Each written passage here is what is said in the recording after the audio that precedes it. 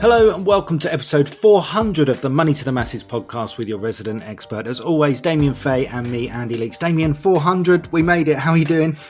I'm good, and it is exciting that we made the 400th show. I mean, it was something that has crept up on us, and it wasn't something that we were planning to do a big thing about. We're not. We're going to carry on as usual. I think we've always had in our head, Andy, which just shows the level of commitment that we have to this podcast. It was 500. We did the sort of 100, the 250, and then the 500 was our next big milestone in our heads. But we should pat ourselves on the back for getting to 400 episodes of the Sunday podcast, because don't forget the market update that I do. We have done about 150 episodes of that. So technically, adding the podcast together in our stream, there are already more than 500 episodes of, well, either me and you or me talking. So yeah, we should congratulate ourselves on that, given that we didn't even plan or didn't think necessarily that the podcast would work when we started it, 8-9 years ago. Yeah, we should pat ourselves on the back. Look, there's not going to be many podcasts out there that have done over 550 episodes in total. And actually, when you look back, 8-9 years ago, you said when we started, we didn't know where it would lead. And I wasn't even working for Money to the Masses back then, which of course I am now. And the website's gone from strength to strength. And actually, Damien, I'm not sure all the listeners know where we started, because technology has improved as much as anything else as well. And you and I used to drive to each other. To be fair, you did most of the driving. 50 miles? Well, I was going to say, Andy, don't make out you were driving to my house. I was driving 50 miles each way. So I was doing a 100-mile round trip to do each episode early days. But luckily, technology has moved on. On the note of doing 400 episodes, please do leave a review if you haven't done on our podcast. Even if you have left a review in the past but not done so recently, you can technically review the podcast more than once. So please do leave a review if you appreciate the effort that we've done in all these episodes. And the other big thing I want to point out, and we're going to get better at this in 2023 and onwards, is that if you ever make a financial decision, like compare products, whether it be credit cards, it could be things like home insurance, car insurance, travel insurance, investment platforms, we cover all of that at Money to the Masses. So over time, we do all of that. We compare them, we write articles. So go to the Money to the Masses website, click on the drop downs at the top of the site, and you can find articles, reviews, best buys, comparison tables about all of those products. And occasionally we can also make some money in the background through third-party partnerships. It doesn't make a difference to what we say about products and services. The way to think of it, if you don't come through us and help us keep the lights on and keep all this free, you're just helping people like Martin Lewis and all the others and all those big companies, because when you end up comparing products, that is what you're doing. Someone somewhere may ultimately get some kind of income for referring a customer. So if you want to help Money to the Masses, you want to help keep the lights on, you want more of what we do, then do make sure that whenever you think about doing something, come to the Money to the Masses website and see if there is a review of the product you have, or more information about maybe the best travel insurance and stuff like that, cat insurance, pet insurance, you name it. And not only will there be information, occasionally you can help support us as well. So with all that back patting and admin done, getting on with the podcast. This show is going to be focused on health insurance. So all aspects of it, including things like private GP appointments. One point that's worth pointing out, in the cost of living crisis that we're in, there will be a lot of people, unfortunately, that are going to lose their jobs if we have a recession. And some people may lose health insurance benefits that they have through work. And so they will be looking to try and replace those benefits or try and find something that's cost effective. So this podcast will be covering all of those options so people can at least look at some alternatives if they are concerned about the fact they are going to lose some of these benefits if they lose their job or they can't afford to keep paying for them personally. Now, I don't want people to switch off because we're going to be talking about health insurance, because if you're worried about waiting lists, for example, you're hearing news stories about people having to wait for a long time to be diagnosed with conditions, for example, there are policies out there that aren't expensive that can help with that diagnosis, that then you can get treatment on the NHS. So these things can be cheap. They don't have to cost thousands of pounds. So I want people to know what their options are. Then they can make their own decisions. Now, the reason we're doing this is because we cover all areas of personal finance. We're unusual in that we get to see consumer trends in the UK and what people are most concerned about. And at the moment, one of the trends that is growing in strength at the moment and is getting a lot of people's attention is to do with the state of the NHS and alternative options for people. Now, before people write in and start to say that private health insurance or what we're about to talk about undermines the NHS, blah, blah, blah, then please do save yourself the time and effort, because you won't meet someone else who relies so much on the NHS and champions what they do. Because obviously with my Crohn's and everything, I spent a lot of time in hospitals over the years, and I still occasionally do. So what we're doing is responding to people's concerns about the alternatives, because obviously the system is broken, but people do have access to alternatives that they aren't aware of. So if you think that we're a bit like Bear Grylls, we're teaching people how to survive in this environment with personal finance, then it also means that we should talk about some of the benefits that they may have they don't realise that might help them in scenarios with their own personal health. As the 400th episode, it's quite nice because I'm going to be doing less talking. So Andy, this is one of his areas of expertise, so I'm going to hand a lot of it over to Andy, and you'll hear me chip in from time to time. So Andy, with that intro out of the way, I'm going to hand straight over to you. Okay, yeah, so health insurance is a hot topic at the moment, and to be honest, there is a lot to cover, which is why we're going to focus on this particular subject for the whole of this episode. It's kind of a podcast special covering private healthcare. The first thing I want to mention is a few episodes that we've done in the past that does a bit more of a deeper dive into the technical aspects of the cover and also the benefits of the cover as well. And they are episodes, so get your pen handy. We will put details of this in the show notes, of course. So episode 235, where we talked about private medical insurance in detail. We did a deeper dive into what it is, who should get it, and how much it costs. Episode 292, we spoke about ways that you could cut health insurance costs. So if you're someone that already has health insurance and knows the benefits and enjoys it, but wants to cut down the cost, take a listen to that one. Episode 295 was a brilliant podcast that we did with Emma Thompson, who was unfortunate enough to get a cancer diagnosis. And we talked about the benefits of various different protection products, and also talked about health insurance specifically and how her policy helped speed up her diagnosis and treatment. And finally, episode 338, we talked about when you should claim on insurance, and Harvey went into detail about the claims process on health insurance and when it is worth claiming versus self-funding diagnosis and treatment of various health insurance policies. Okay, so when we were planning on what to do with this podcast, I was trying to think about what is the best way to get through it and explain the products and services that are available. And I think the best way to do it is just to go through it step by step and look at people's situation and give them solutions. So I think a lot of people, and we certainly see this from the data that we're seeing on the website and via trends, is they're worried about getting seen because of the NHS queues. So let's first of all talk about GP appointments. I know from personal experience that myself and my family are struggling to get seen by our GP at the moment. We had an issue over Christmas, and it was a real struggle to get to see a doctor, because obviously once you get to see a doctor, you can get your prescriptions, your treatment, and possibly if you need scans and investigations, at least that starts the process. But if you're having to wait weeks for your doctor's appointment, then that's going to really start to impact getting treated. So the first thing I would say on GP appointments is check to see if you've already got some kind of policy that will give you access to private GP appointments. So you may have some work benefits, for example, that give you access to these. So do check and speak to your HR representative at work if you're employed and see if there is anything available that enables you to get access. Another thing to check is other policies that you have. So you may, for example, have a life insurance policy or a critical illness policy. And there are policies nowadays that do give you some ancillary benefits, one of those being virtual GP access. Vitality are a really good example of that. If you've got a Vitality policy, you will often get virtual GP access,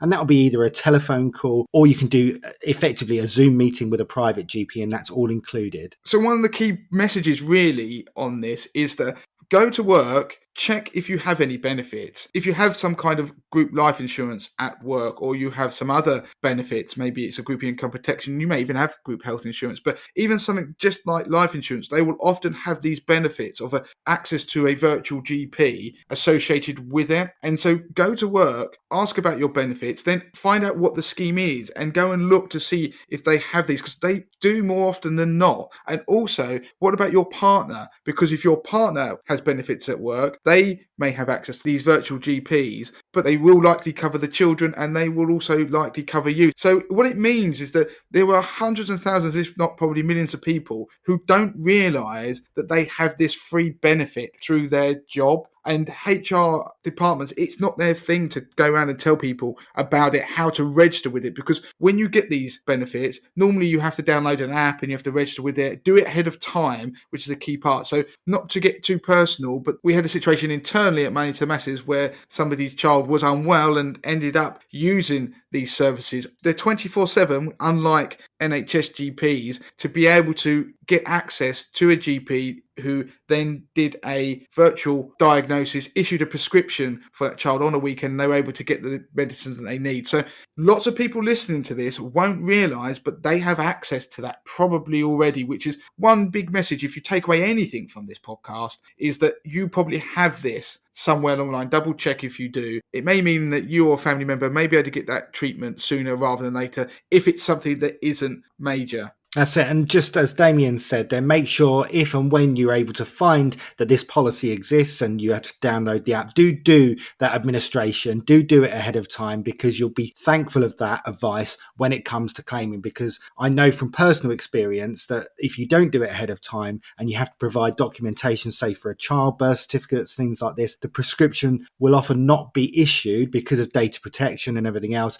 until they've received that information. So you're at the whims of them in terms of their administration, which could delay the whole process and kind of render the whole thing pointless if you don't do it ahead of time. So make sure you do that. It's really good advice. Of course, I'll just finally caveat this. If you haven't got any access to any of these services and you are absolutely desperate, you can access these services by paying. And there are private GP appointments you can book. And we've done an article on that. And again, I'll put those in the show notes. So let's move on to the next thing then. So we've looked at seeing a GP. Let's carry on that theme of diagnosis. If your primary concern is you want to get seen, you want to find out what's wrong with you, and you don't want to get lost in the backlog of what is quite a crippled NHS at the moment, there are certain policies out there which come under the health insurance banner, but aren't strictly full health insurance that provide you with all of those benefits that include treatment. So it's effectively a cheaper policy than full private health insurance, but it does provide you with some benefits that enable you to get ahead of the queue. So let's talk about a couple. The first one I want to talk about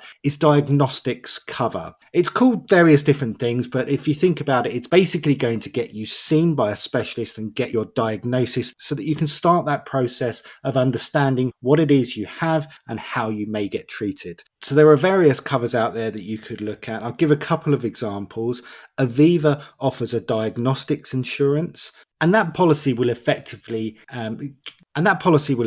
get you seen quickly. You'll get speedy diagnosis. You'll get access to a private consultant and specialists, the tests that you need. And essentially then that gives you the ability to be able to work with that and understand what the next step is. And obviously, if you're concerned about very serious illnesses, getting seen quickly, understanding what it is that you have may well be your primary concern, because what this does is it does buy you time. The basic cost for that cover is somewhere in the region of £1 to £2 a day. So you can probably get diagnostics covered, depending on your age, for around about £25 to £50 a month. So before we move on that, Andy, does the premium change depending on your medical history? The premium itself isn't based on your medical history, but you do need to be aware of your medical history because it does impact what you can claim for on the cover.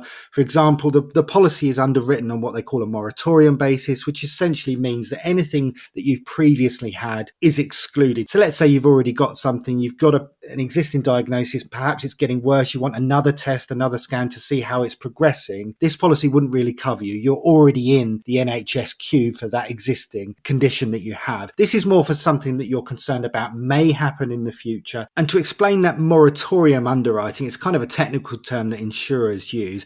Essentially, you're not covered for anything that you've received medication, treatment, or advice for in the last 5 years. But, and here's the but, which is a good thing, once you have taken out that cover, if you do remain treatment, medication, and advice free of a particular condition in the past for 2 years, then that will become covered on the policy. So just because you've had something in the past doesn't mean to say you won't be able to actually get cover for it in the future. You just need to have a period of where you're not actually suffering from that condition. So carrying on the theme of diagnosis, if you're worried about getting seen quickly, another option for you is something called Benenden Health Insurance, and it's something slightly different. I'll just explain what it is. It's a fixed price policy that's going to get you speedy diagnosis. The price is £11.90 per person per month, and that is currently fixed. And that price won't go up as you get older or if you claim on the policy. But of course, like anything with the cost of living crisis and everything, the price may well increase in the future because it is reviewed annually based on the service cost. There's no age limits on this policy, no quotes, and no excess to pay. So it's a really simple plan in terms of what you're getting. You pay a fixed price for a service.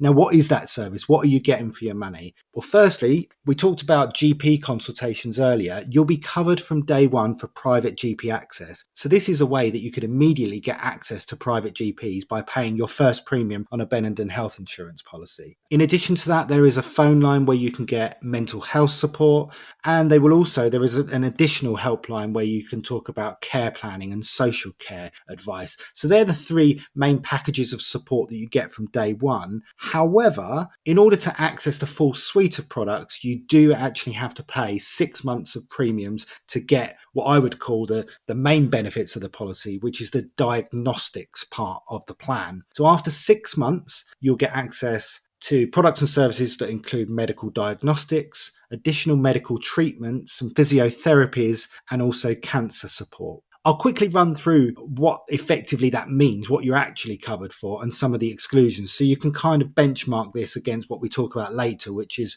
a more comprehensive health insurance policy. So there is a claim limit, first of all.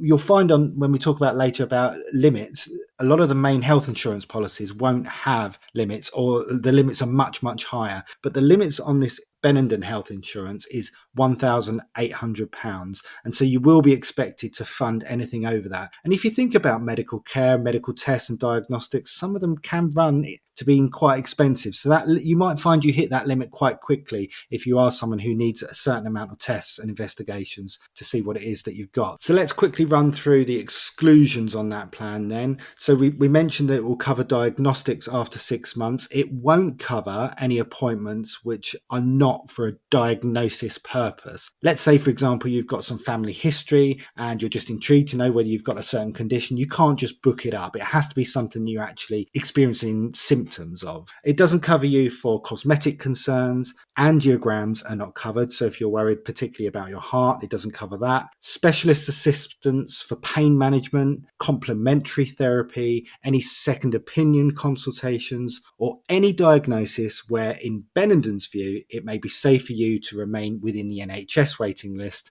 like psychiatry, etc., or suspended cancer diagnoses, they won't be covered. So there are a few exclusions there, but most of those exclusions are fairly standard, and you would probably expect them to be there. Now, the Benenden health insurance product also covers medical treatment, but again, there are exclusions for many types of surgery. This certainly isn't a replacement for what I would consider the full private health insurance product that we'll go on to talk about later. So exclusions include brain-related surgeries, cancer-related surgeries, heart-related surgeries, and again, we covered cosmetic earlier. Cosmetic surgeries are excluded. Any emergency surgery, reconstructive surgery, acute care, anything related to fractures, spinal surgery, pregnancy-related surgery, joint replacements, or anything related to pain management. So actually, when you distill that information down, that is what most people would need some kind of private healthcare cover for, or what they would consider that they would be buying a product for in order to cover. I think the best way to explain the Benenden health cover is from day one, you're going to be able to see a GP,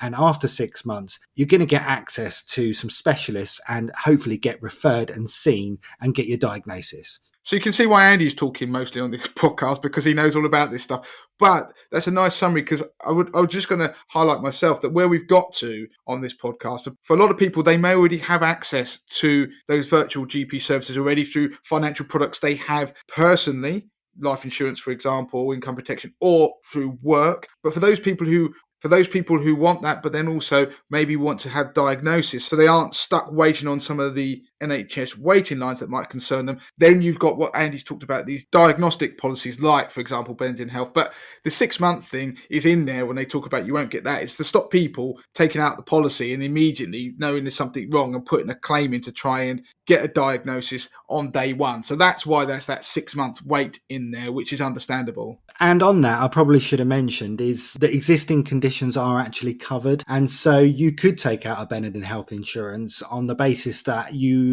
want to be seen for something you already have. But of course, you've got that 6-month waiting period, by which time, of course, if you're already in the NHS queue, you may well get seen on there. So you could hedge your bets and use this and get ahead of the queue. And as you say, it doesn't have that moratorium feature on there. It actually covers it, but you've just got to wait the 6 months before you can get that diagnostics. Okay, so let's move on to the final sort of solution, if you like, and that is private health insurance. Now, health insurance itself is fairly complex, and we'll explain at the end of the podcast how you can tailor the policies to your own personal budget and needs, because these kind of policies really do need someone to help hold your hand and find the best solution for your needs in terms of your budget and everything else. So healthcare itself can be broadly broken down into 3 sort of categories. You've effectively got a budget option, an intermediate option, and then a comprehensive option. Now, most health insurance providers will probably call their products all something different, which is part of the problem in terms of the complexity. But if you just think about it, that you can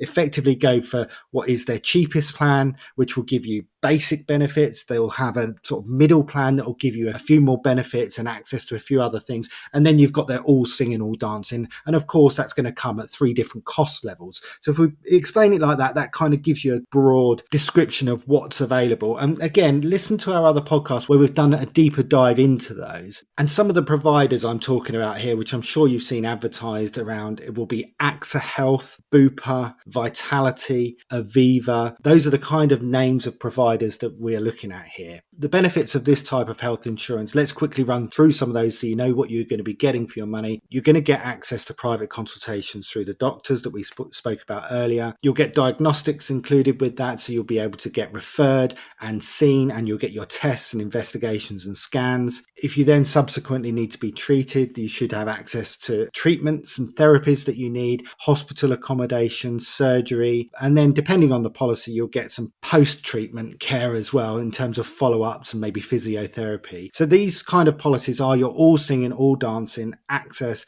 to diagnostics and treatment, and depending on how comprehensive the cover is that you go for, you'll get inpatient and day patient care. It includes your surgery, nursing care, drugs, dressings, specialist fees, consultations. And actually, in some cases, if you end up getting referred to the NHS for treatment, you can actually receive cash payments up to £50 a night, up to £2,000 a year. So there's lots of these ancillary benefits that are added in. And in some cases, on some policies, you actually get access to drugs and services that aren't available at all on the NHS. Okay, so just to pull it together then, Andy, if we're looking at costs, then obviously it depends very much on where you live, the product you're going to have, what's covered, etc. And we had the Benedict Health option, which was £11 a month. If we're talking about these different types of health insurance, broadly speaking, I'd say the full cover is probably going to be north of £150 a month for a family of 4. So that is a big difference. So what about the basic then, Andy? Is like finger in the air, because then at least people know a kind of range that they're looking at if they ever wanted a budget for this stuff. So for the basic healthcare for an individual, depending on your age again, because there will be huge swings between a 20-year-old and a 40-year-old. So if you're in your 20s, I mean, the basic healthcare package, you're probably looking around about £20 to £25 a month. But as you get older, that is going to be going up. Look, ballpark, maybe £35, £40 for an individual. And then for a family, maybe £120 for the basic package. But again, I'm just finger in the air stuff, just giving people an idea. If you're in your 30s or 40s, you're probably looking at £30 or £40. Use that as a basic guide. And it's also worth me pointing out, I mentioned earlier on in the podcast about if people do leave a workplace scheme for whatever reason, then do look into the option of being able to continue the cover personally if you are thinking about taking out health insurance after you've had to leave a job. So that is an option for you, but you need to speak to that provider ASAP. I suppose the final thing I just wanted to point out is there are other insurance policies that you may already have in place that could work alongside health insurance. And I'm talking about things like income protection and critical illness cover, because an income protection policy will provide a replacement income while you're unable to work. And obviously that money can be key in terms of you and your recovery. And a critical illness policy pays out on a diagnosis of a serious illness. And so a critical illness policy, because it pays out on a diagnosis, it will pay a sum of money. You could, for example, use that sum of money and go and use that for private treatment. You could even use it to go abroad and get treatment if treatment isn't available in the UK. It gives you extra choice and potentially gives you time to consider your options. So it can be used alongside healthcare. Obviously, don't use it as a replacement because it will only cover you for a set amount of serious illnesses. So having listened to all of that, then if you are pondering some kind of policy, maybe a health insurance policy or something alternative that we've mentioned, then how do you go about, what are the best options? How do you go about costing out? Who do you need to speak to? Now, we provide a link in the notes to a company that provides advice on these sorts of options. And I have vetted that service. So I have been there, I've seen what they do and seen how they do it. So it is a company that provides a good service to people. That is part of why I go down there and look at these things. And so you can go and speak to those people. It doesn't cost you anything, and you can see what your options are. And it's up to you whether you want to take it further. So that is it then, Andy. We are done for this week, aren't we? I mean, you did a lot of the talking, so I will close out the end of this podcast to save your voice. So thank you to everybody who's listened to the podcast over these 400 episodes. We look forward to the 500th episode, but please do make sure you review the podcast. Also join the Facebook group, facebook.com/groups/money to the masses. And of course, do make sure you follow us on all of our social channels as well. So that is it, Andy. Until next time. Until next time.